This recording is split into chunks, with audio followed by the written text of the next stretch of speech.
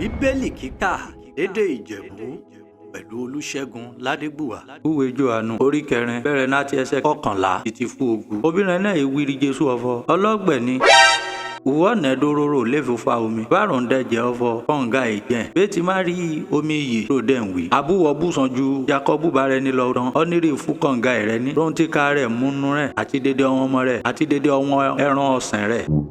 Tí Jésù ìdáhùn pẹ̀lú wọn ọ̀fọ̀ ọ̀nìkan nírè bá mú nínú omi yìí òrùngbẹ àtúgbẹ ṣùgbọ́n ọ̀nìkan nírè bá mú nínú omi lèmi bá fún òrùngbẹ ní gbẹmọ láyé.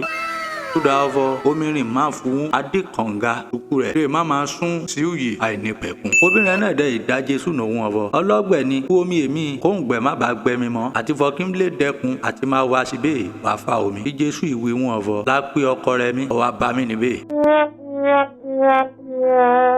Obìnrin náà ìdá Jésù nòun ọ̀fọ̀ ẹ̀mí ìnàkọ náà dẹ́nẹ́rì Jésù dẹ̀ fèsì. Obìnrin náà ọ̀fọ̀ òfò rẹ̀ ní ti fọ bẹ́ẹ̀ nàkọ. Túdà fọ òtí ná ọkọ márùn-ún rí ọ́nírúwọ̀dẹ nẹ̀rẹ́ julẹ̀kù rẹ̀ náà èè sọkọ rẹ̀.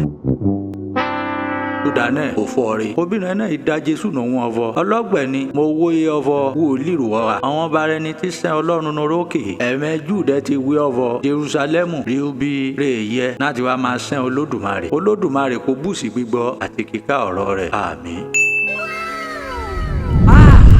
Bíbélì dùn ká lédè Ìjẹ̀bú pẹ̀lú Olusegun Ladegbuwa.